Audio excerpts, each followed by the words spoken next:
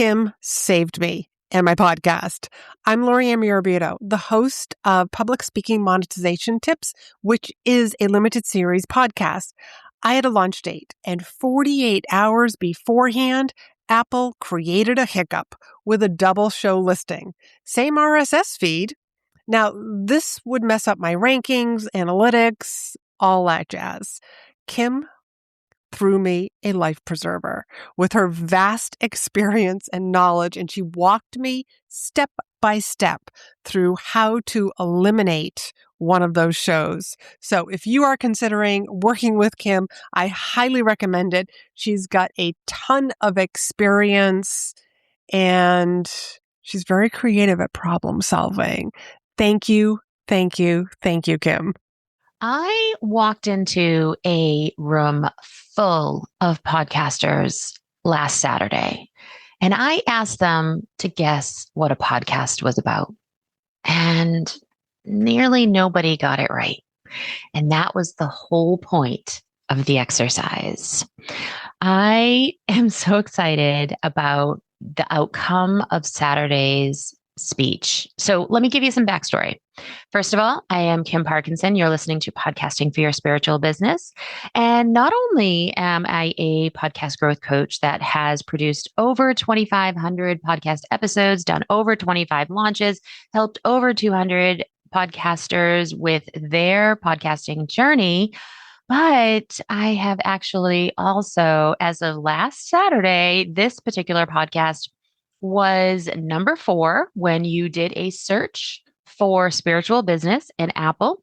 And if you search in Apple for podcast growth coach, I am number 1. This podcast is number 1. So what you're listening to is me and the hard work that I have done over the last year putting this podcast out. Now, I've been a podcast producer since 2020. I had my own TV show prior to that as an executive producer, and I actually have been a podcast growth coach or strategist, however you want to call it. I go back and forth between the two of them. I've been certified in that for the last year-ish, a little bit more than a year for that. Started really thinking about it in the fall of 2024. Got right into the program in 2025, early 2025, and graduated right away because I was so empowered and excited to bring that to you. So when I joined the New England Podcasters group, because if you don't realize, I do live south of Boston, so definitely in New England. And when I joined the New England Podcasters group, I was immediately asked if I would go and talk about podcast SEO, about podcast searchability, which is what I help women with all the time, which is what I help all podcasts about. I don't have just women that come to me. Sometimes I do have men, which is fine. I love that too, because the core bits that I am teaching, that I'm showcasing, that I'm explaining about is for anybody's podcast. It's not just for women, right? Not just for you.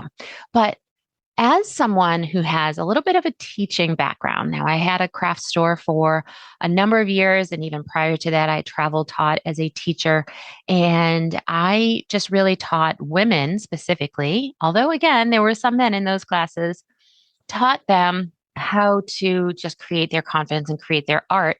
And when I was asked to do this speech, it was supposed to be originally just a little speech that I was going to do. When the woman that runs it, her name is Andy Lyons. She's an amazing woman. When she asked me to turn this into more of an interactive workshop, I jumped at that because having a speech is one thing, right? Having that in front of a room, talking to a bunch of people, that can be, we're used to talking behind a microphone, but maybe we're not used to talking in front of a group of people. Now, I'm not really super afraid of a group of people for sure, but having that interactive quality to it, that was where I knew that was my wheelhouse. That was where I wanted to be. So I was very excited when Andy asked if I could do this interactivity. So how did this go, right? Because I'm super excited. This worked really well. And I think it can translate a little bit here in a podcast episode. So I handed out index cards, and on these index cards were 32 different titles of podcasts that I found. Now, each index card had one, so it wasn't like everybody got all 32 because that would be confusing. So I had some people pass out not only just a little worksheet, but also the index cards.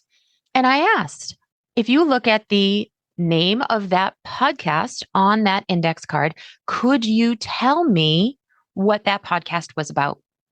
That was it. And now it took a few moments for people to kind of understand the assignment. I totally get that. Thankfully, my husband was there and he was very willing to be number one. And he actually got one that we had talked about the night before. I had some friends over the night before and we had talked about this. And the name of the podcast, and again, I mean, no shade for anyone. If you are listening and any one of these that I bring up are the name of your podcast, then just understand that maybe people are not understanding what your podcast is about. Okay. So the first one that my husband came to me, he raised his hand and he's like, okay, we talked about this last night. And the name of this podcast is Nose Candy. Nose Candy.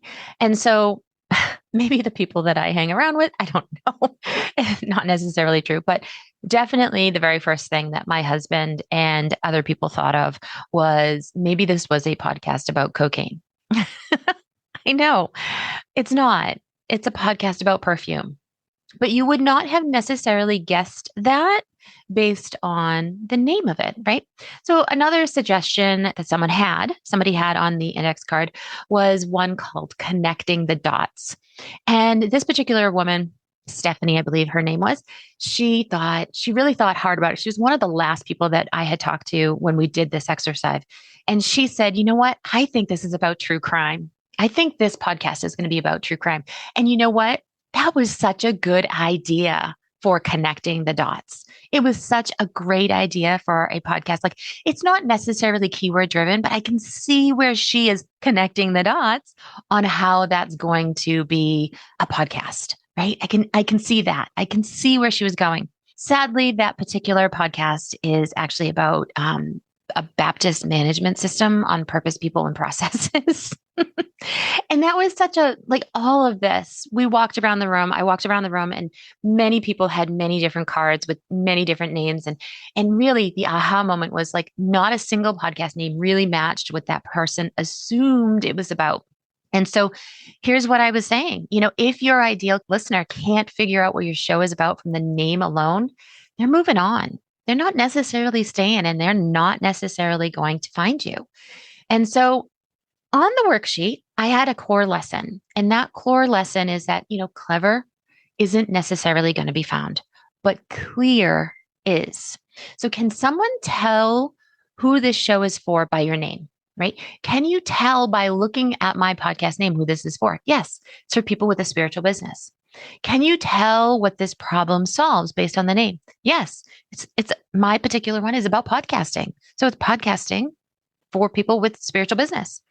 And then would it show up when someone searches? And again, like I mentioned earlier, when you type in spiritual business on Apple, I was number 4. I could be number 1. I could be number 10 right now. Who knows? But on Saturday, I was number 4. And then if you type in podcast growth coach, I am number 1 that showed up on Saturday. Again, could be changed now. It's okay. I'm okay with it. It does move around. And that's where I was just kind of showcasing by giving this exercise, this like almost like a backdoor exercise into now we've used these podcast names that are just out there, right? And some of them I did specifically pick because they were out there. Some of them maybe did have keyword extensions, but maybe they just had like really short names and they were not necessarily something that you would think of. But when I went to showcase this and showed people, it was really that, that makes sense. Now I see why people aren't finding my podcast based on my name. Now, there's a whole bunch of other places to look for your podcast. Like it's not just your title of your show itself, but even your name itself. Now, your name is going to be found more often in Apple, but let's face it, a lot of people still listen to Apple podcasts. And if you can be found in Apple by just typing in your name or your title, then that's a win too, right? I did do that search, that same search for podcast growth coach on Spotify. It did not pop me up. So I will say, I will acknowledge that, but in Apple it did. But you have to kind of go by where your people are downloading. And I can tell you based on my stats in Captivate that most people download through Apple.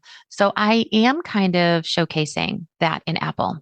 A couple of questions that did pop up were, are people really searching in podcast apps specifically for another podcast? So my searchability routine that I'm telling you here is that I'm realistically opening Apple, I'm opening Overcast, I'm opening Spotify, I'm opening any one of those podcast apps, and I am then searching for what I want to listen to.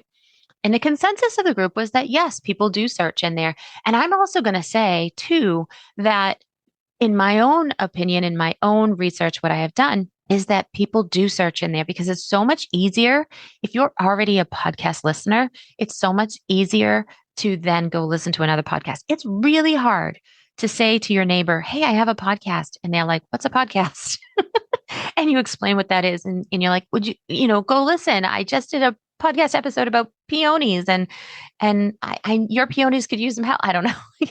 It's so much easier. That person's going to be like, I don't even know where to start. How would I listen to a podcast?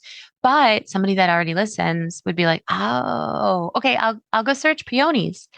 And if your if your podcast pops up because you use peonies in your title or whatever, that's a win. That's so much easier. Then because they're already on the platform, it's going to be follow, like, subscribe, all of those, whatever that is. Oh, maybe you write a review even. That'd be nice, right? I also did want to mention, okay, that one of the reasons why we really want to hone in some of your keywords here is because of the numbers, right? We're just going to go with the numbers here. There are over 4 million podcasts that exist. That is insane. We've been podcasting, the world's been podcasting for a while, a long while.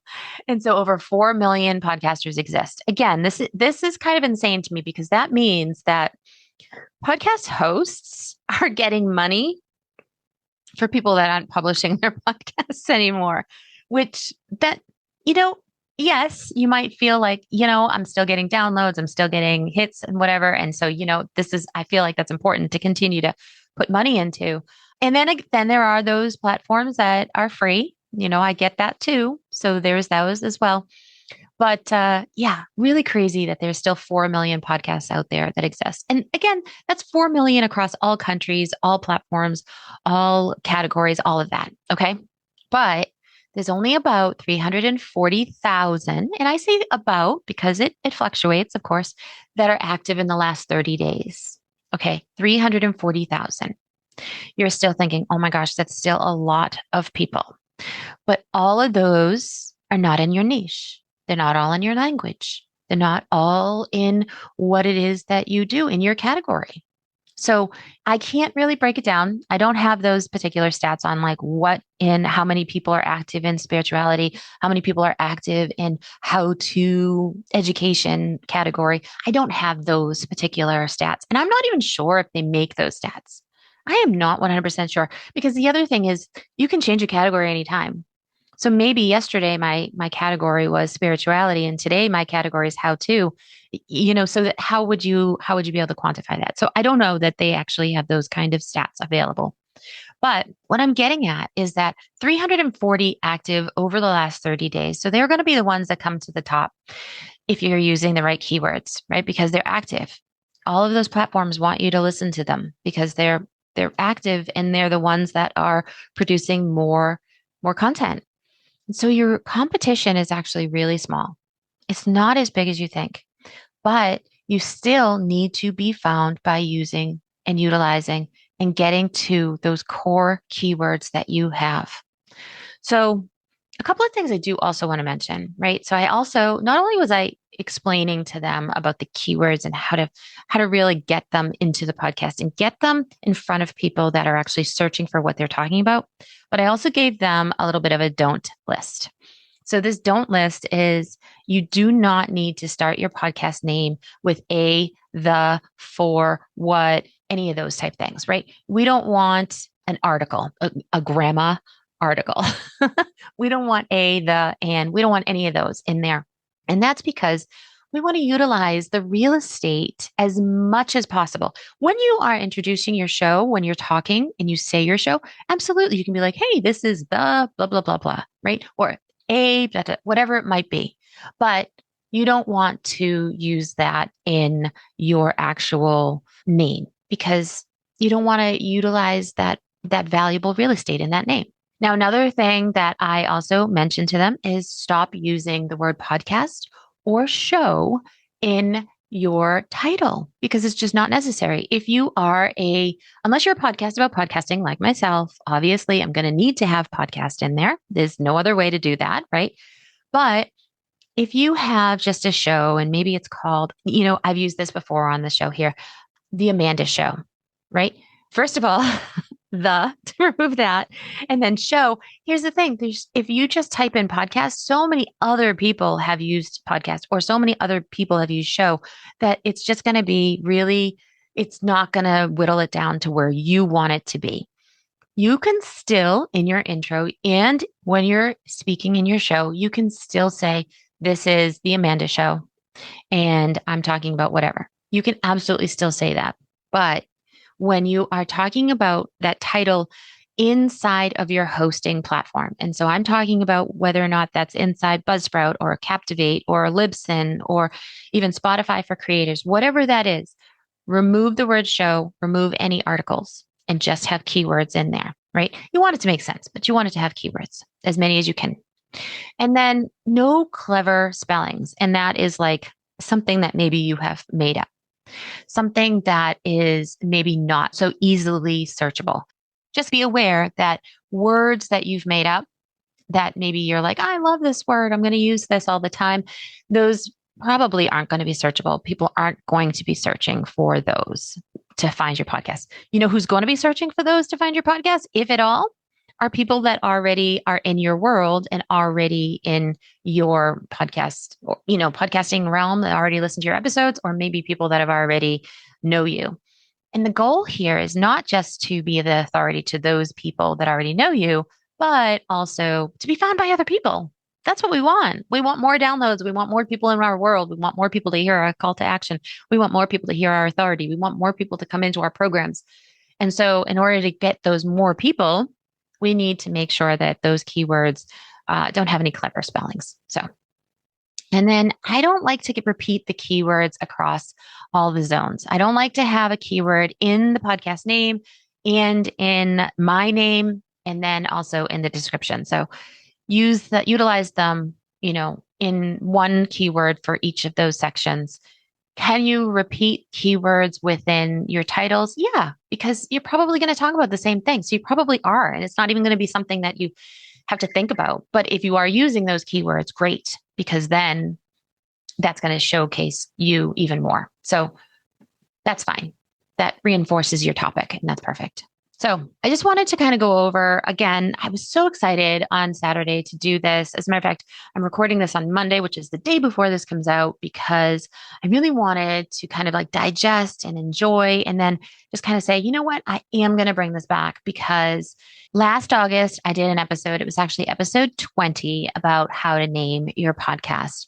And this one here, I think over the course of the almost year that I've been doing this, I really feel like I've really started to really hone that in, nail that in, and get it to be so that people understand exactly what it is that I'm talking about. So I really wanted to just bring this back to you, mention it again, maybe have you relook at it, because if you changed your name back last year and you've pivoted, or maybe you think there's other keywords that will work, then you can change those keywords within your hosting platform. Again, this is specific to inside of your hosting platform. You don't need to go all crazy and change up your podcast cover art every time. You don't need to go crazy and change up your intro every time.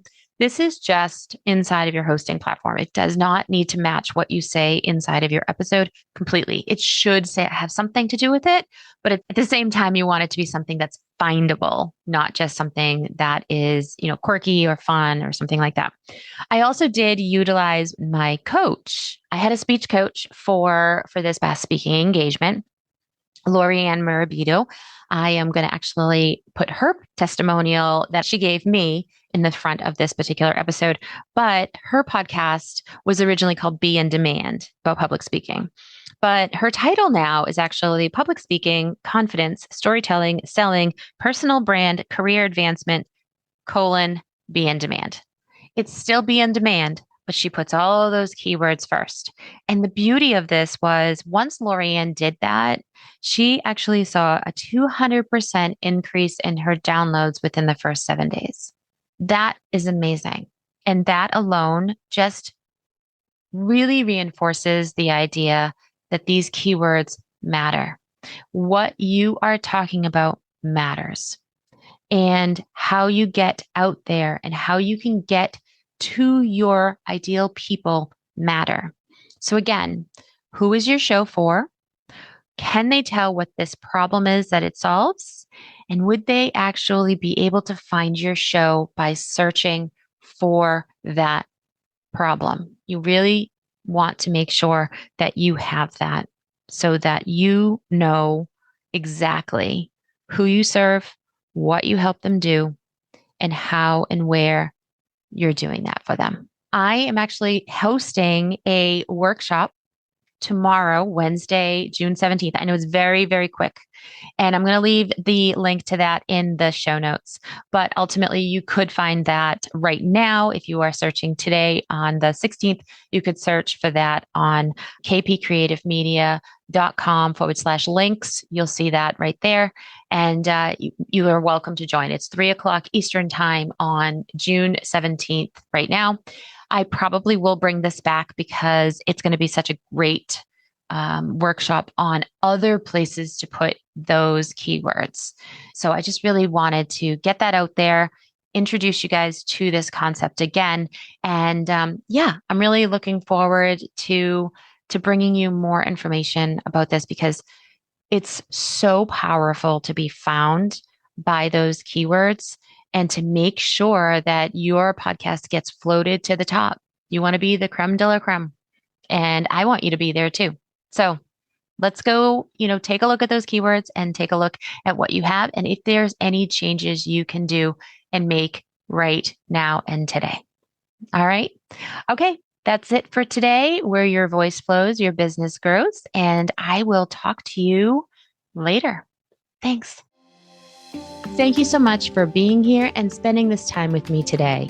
If you're ready to deepen your visibility and grow your podcast in a way that feels aligned, come join my email list at kpcreativemedia.com/newsletter, where I share exclusive guidance, support, and next steps. And if this episode resonated, I'd be so honored if you left a review on Apple Podcasts. It's one of the most powerful ways to support the show and help other spiritual women discover it. Until next time, keep showing up and sharing your voice.